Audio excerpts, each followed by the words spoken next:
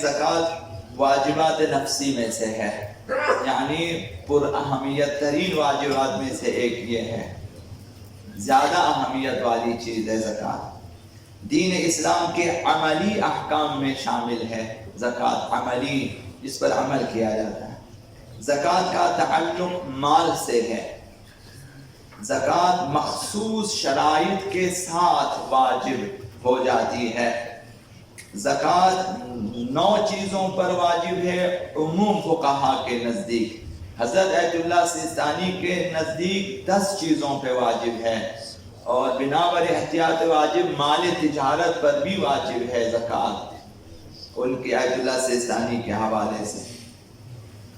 تو 9 چیزیں جو سب کے نزدیک ہے، اس میں غلات اربعہ ہے، جن میں گیہوں، گندم، جو، کشمش اور خرما، مخصوص شرائط کے ساتھ ان پر زکوٰۃ واجب ہے۔ کبھی 1/20 واجب ہے، کبھی 1/10 واجب ہے، کبھی 3/40 واجب ہے۔ یہ شرائط کے حساب سے مختلف ہے زکوٰۃ۔ اور دوسری چیز انعام ثلاثہ ہے، 3 قسم کے جانور، ان پہ زکوٰۃ واجب ہے۔ گائے، اور گائے میں جو ہیں مذکر، مؤنث، بھینس وغیرہ سب شامل ہے، گائے کی تمام اقسام۔ اور بیڑ میں بیڑ بکریوں کی تمام اقسام شامل ہے، اور اونٹ میں تمام اقسام اونٹ شامل ہے۔ ان تینوں پہ زکوٰۃ واجب ہے مخصوص شرائط کے ساتھ۔ اور تیسری چیز نقدین ہے، سونے اور چاندی کے سکے، اگر رائج الوقت ہیں، مثلا اگر سکے بنائے جاتے ہیں سونے کے یا چاندی کے، کسی زمانے میں ایسا ہوا کرتا تھا سلاطین کے دور میں، سونے چاندی کے سکے، پھر ان سے تجارت کی جائے، ان پہ زکوٰۃ واجب ہے۔ باقی یہ جو سونا لوگوں کے پاس موجود ہے زیورات کی شکل میں، یا مثلا جو ہے ایسے ہی خام سونا وغیرہ، ان پہ خمس واجب ہے، زکوٰۃ واجب نہیں ہے، زکوٰۃ صرف نقدین پر واجب ہے۔ ان چیزوں میں ہر ایک کی مقدار الگ الگ ہے، یہ خمس کی طرح نہیں ہے کہ بس 20% نکالیں ٹھیک ہو، نہ، سب کے لیے الگ الگ ان کے نصاب ہیں اور الگ الگ ان کی حد ہے۔ یہ فقہ میں مشخص ہے، جو فی الحال یہاں پہ ہم عرض نہیں کرنا چاہتے۔ زکوٰۃ کا شمار فروع دین کے اہم ارکان میں ہوتا ہے، فروع دین کے اہم احکام میں، جس پر دین اسلام میں بہت زیادہ تاکید کی گئی ہے۔ نماز اور جہاد کے ساتھ زکوٰۃ کا بھی ذکر ملتا ہے۔ اقیموا الصلاۃ وآتوا الزکاۃ، اقیموا الصلاۃ قرآن میں آپ جا بجا پڑھیں گے یہ۔ تو زکوٰۃ دین اسلام کے 5 ستون جو بیان فرمائے ہیں پیغمبر اسلام نے، اور مثلا امام باقر علیہ السلام نے، کہ اسلام 5 بنیادوں پہ قائم ہے، ان میں ایک جہاں پہ نماز بھی ہے، روزہ بھی، حج بھی ہے، زکوٰۃ بھی ہے، اس پہ اسلام قائم ہے۔ اسلام کی تبلیغ اسی زکوٰۃ اور جو خمس کی وجہ سے ہوتی ہے۔ تو زکوٰۃ کی اہمیت کے لیے قرآن میں تقریباً 59 آیات موجود ہیں زکوٰۃ کے سلسلے میں، 1 کم 60 آیتیں زکوٰۃ کے بارے میں موجود ہیں، اور تقریباً 2000 احادیث موجود ہیں۔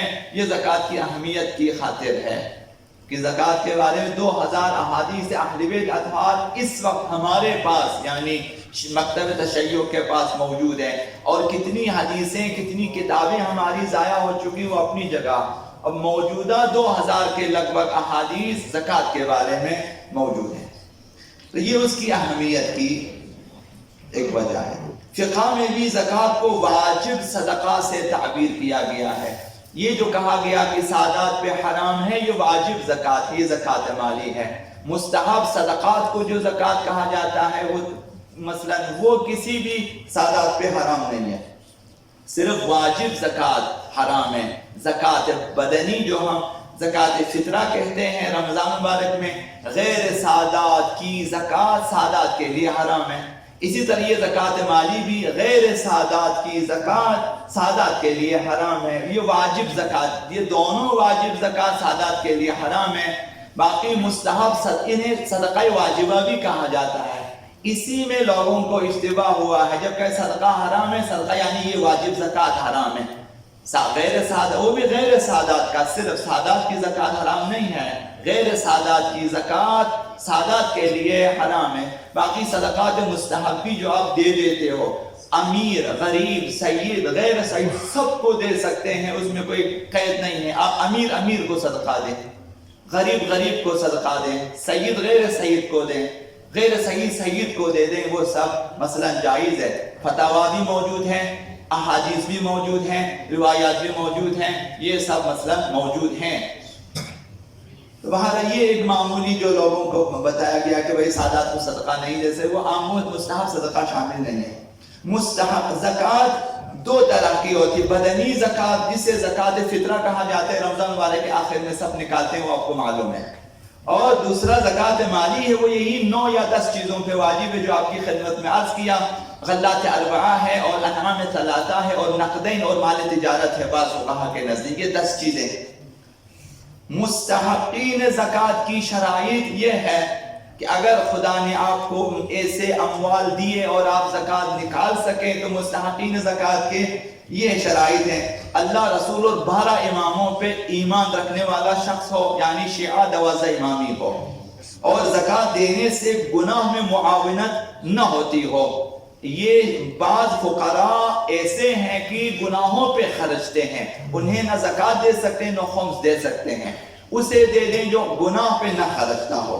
اور تیسری شرط ہے کہ زکوٰۃ لینے والا زکوٰۃ دینے والے کا واجب النفقہ نہ ہو.